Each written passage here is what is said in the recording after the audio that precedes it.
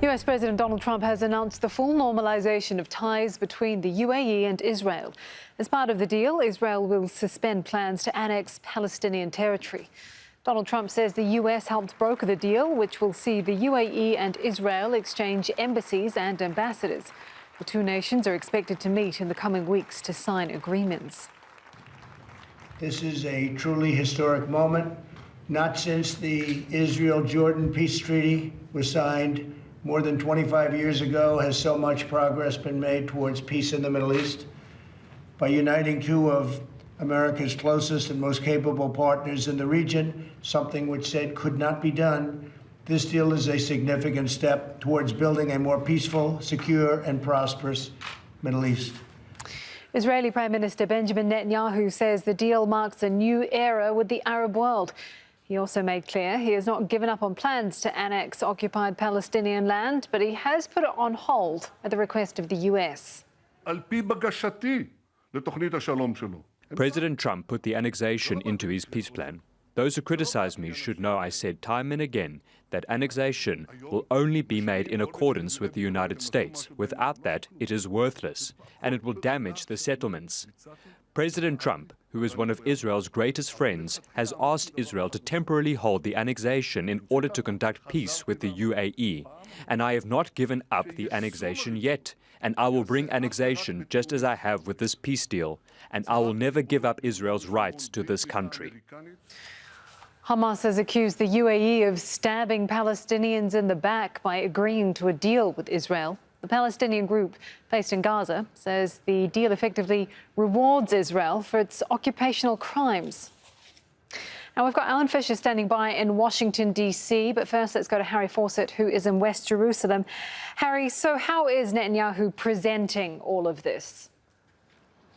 Well, he's presenting this as a major victory of one of the key planks, long-term planks of his foreign policy endeavors, which has been the normalization of relations with major Arab states. There has been a lot going on in recent years behind the scenes, not least, of course, with the UAE, but with other Arab states as well. But this is the first time that there has been a public agreement of a normalization taking place. And as you heard from Trump and Netanyahu, they are talking about full diplomatic relations. Netanyahu put this in the context of the 1979 deal with Egypt, 1994 deal with Jordan, and now this one in 2020 under his leadership. But I think what you played there from him in the question and answer session that took place after his speech is very significant, that he says that he's not giving up on annexation. This is despite the fact that the Americans are saying that he has submitted to the need to put that aside, despite what they said was public pressure, has to be said, public pressure that was really engineered by Netanyahu himself. He was the main cheerleader for this whole plan of annexation. And of course, the UAE as well. They have said that this is a way that they have stopped annexation taking place. This is the big win for them from this entire deal. That was the tweet that came out from Mohammed bin Zayed, the de facto leader, when he said that they had stopped annexation and that there was work on a roadmap towards bilateral relationship with Israel. There was a slightly more positive turn on that from a minister of state in the UAE leadership, in which he said that they had undone a ticking time bomb of annexation, but that things would move more quickly than perhaps the leader was suggesting in terms of full diplomatic relations. So despite all of that, Netanyahu is still talking about his ambitions to annex in the longer term. You might say that's for his domestic audience and that he would say that, wouldn't he? Well, yes, but at the same time, it's a bit of a slap in the face for the two countries who are in the other constituent parts of this deal. That was my next question, Harry. Netanyahu is under a lot of pressure at home domestically, isn't he? How might this play with his more conservative supporters?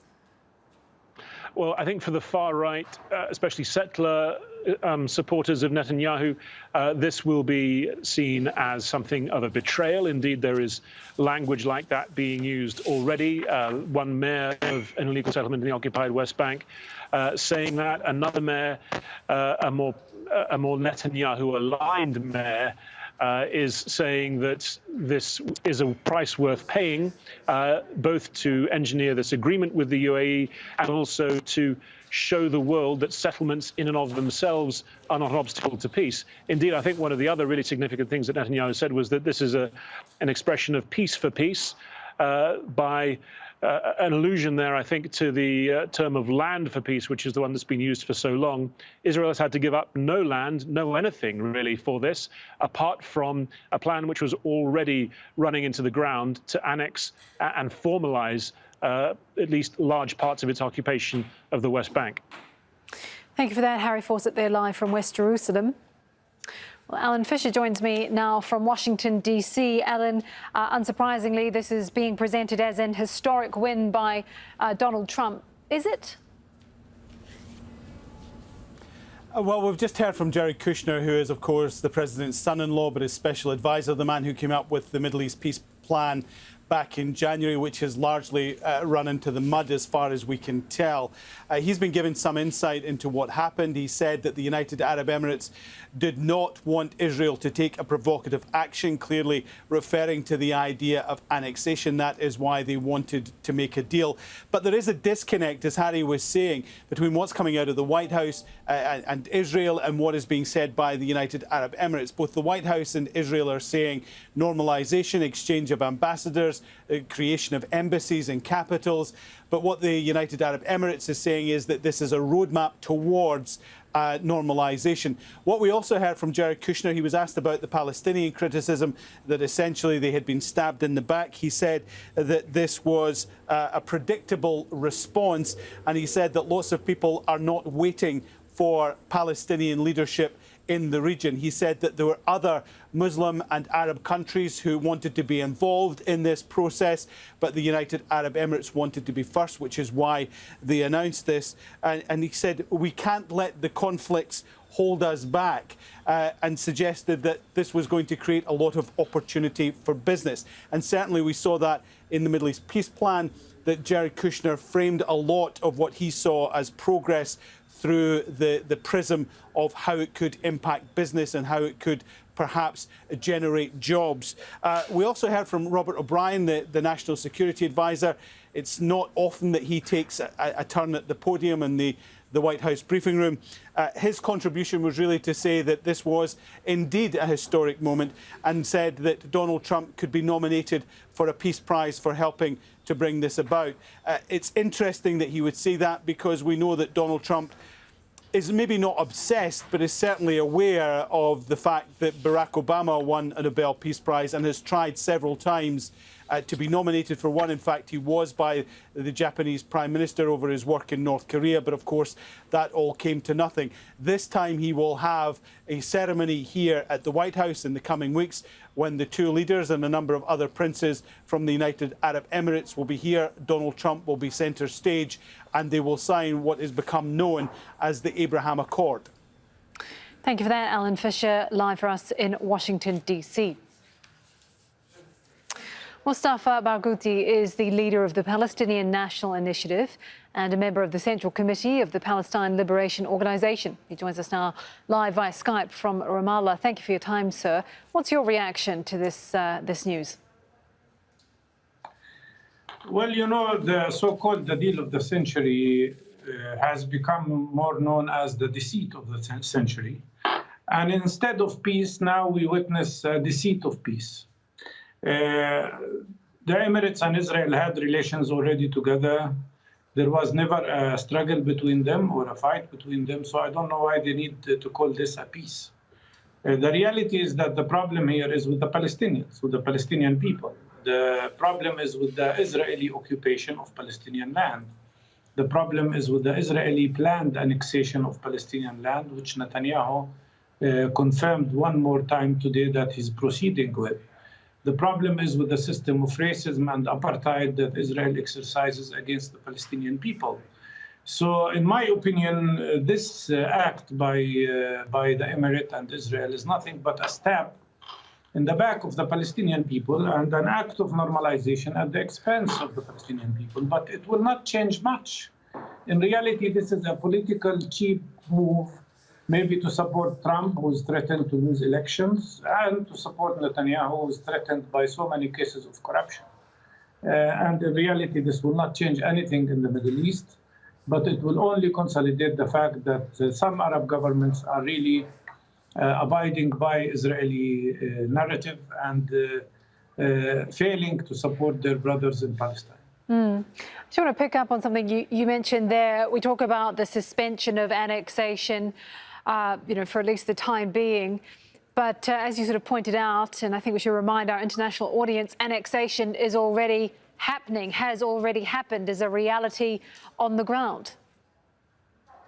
Annexation has happened, annexation is happening, and Netanyahu today declared that he's proceeding with it.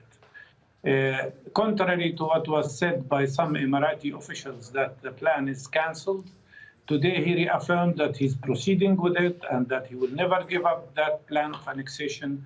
Israel already annexed Jerusalem illegally and in contradiction with international law. Israel already annexed the Syrian Golan Heights. And the United States has already confirmed, and that's what Netanyahu repeated today, that it approves and supports Israeli plans to impose Israeli law on Palestinian land in the West Bank. So practically, the annexation is happening with the building of new Israeli illegal settlements on the ground, especially the most recent Israeli declaration that they're planning to build 1,000 settlement colonial units in the area called the E1, which is nothing but a declaration of the beginning of annexing Area C, or 62% of the West Bank.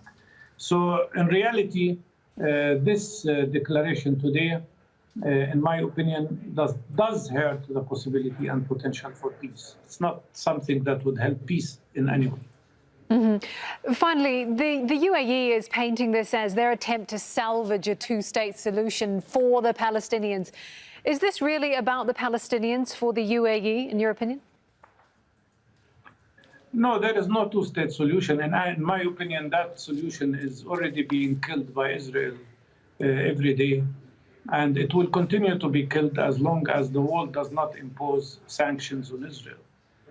What they mean is not two-state solution. They mean a system of apartheid, where the state of Palestine will be nothing but clusters of ghettos and Pankistans in less than maybe 11% of the historic Palestine. And it will be fragmented territory where Palestinians are subjected to a continuous system and policy of discrimination, a much deeper racial discrimination than what prevailed in South Africa at one point of time during the time of apartheid.